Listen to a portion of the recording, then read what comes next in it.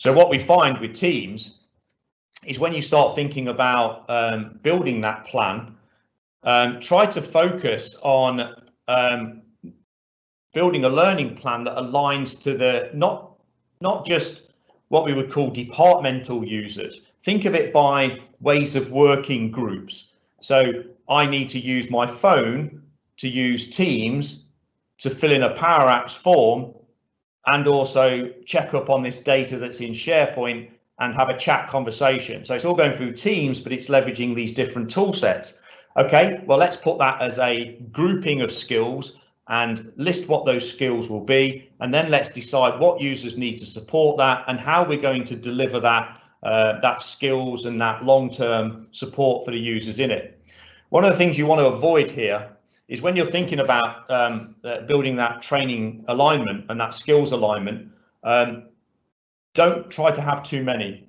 Quite often we've seen companies that we've gone to and they've said, oh yeah, we've already done our skills alignment, we've built our personas or whatever you want to call it, and they've got 35 of them, and 35 is too many. If you've got 35 people, like Dimitri was saying earlier, if you're going to work from home and you're going to work with teams from home, most people would pretty much need to know a certain core set of things and make sure you train those core set of things and call it work from home. And that would satisfy a lot of people instead of having 5 different work from homes, right? Work from home, I'm a work from home, but I'm a marketing person. I'm a work from home, but I'm a salesperson.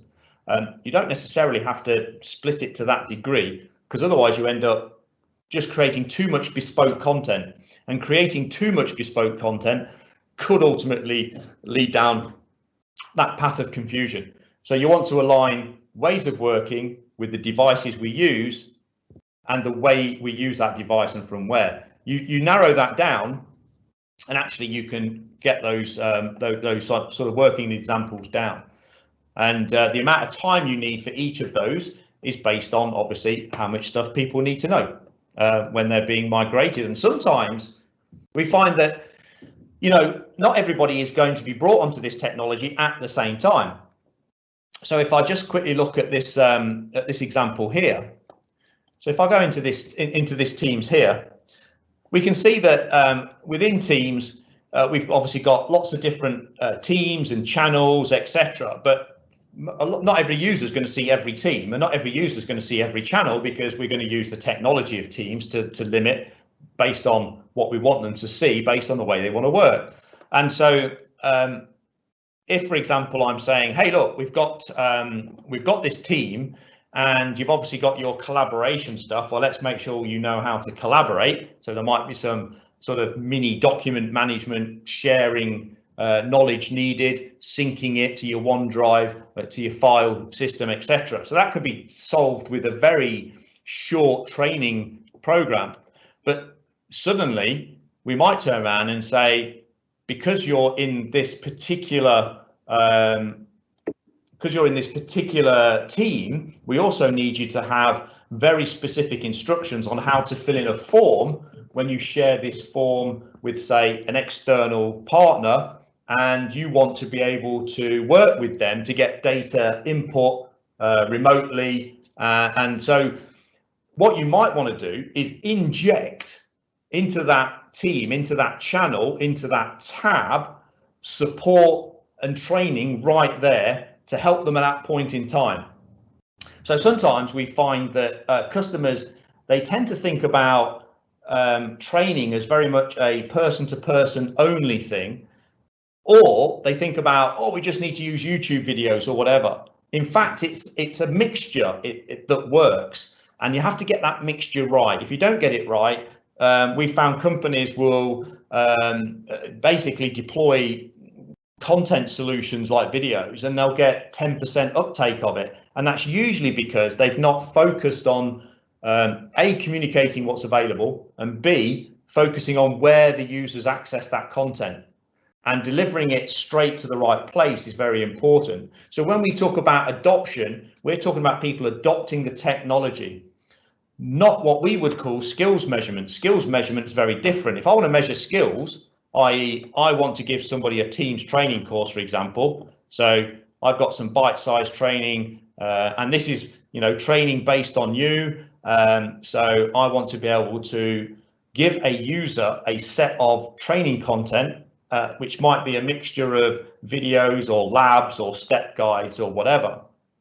But, you know, I could have a set of modules that I want people to follow, and notice there's some little tick boxes in here, because what I want is to track what users are doing. I want to be able to review their progress. I also want to make sure that, you know, if Teams has updated or added a lot of new content over the last 6 months, then I want to make sure that my users are not just aware of it, but are actually taking the training so that they're not caught out on the new features. So learning management systems are a great way of building structured learning plans. Now, structured learning plans is about skills development. It's not about adoption necessarily, because adoption is coming from people using tools in the way they work. So we can help with adoption in many different ways, not just through a learning management platform. So it's again, it's that combination of the different ways of learning that will align to your adoption plan. And I find that it's that mixture of all of these, going back to the original slide of communicate, train, skills, it's this combination that works, not one. If you just pick one of these ways, it's very, very tough to get a good adoption, I have to say. And sustainability relies upon the fact that as we progress and add more features into our team, that we've got the users being supported on that as close to that collaboration point as possible. And as Dimitri said, obviously we can add other elements in here. So, you know, we can add apps, we can add Microsoft apps, we can add third-party apps. There's all sorts of custom ways to expand it even further. And some of them are better for mobile devices, some of them are designed for desktop. You know, you've got to think of that. But that ever-evolving capability within a single client is a very, very powerful feature. And you know, as a company, we have to buy into that that long-term plan. So always think about building that learning plan, not just based on migration, on release, on new features. It needs to be all types of things.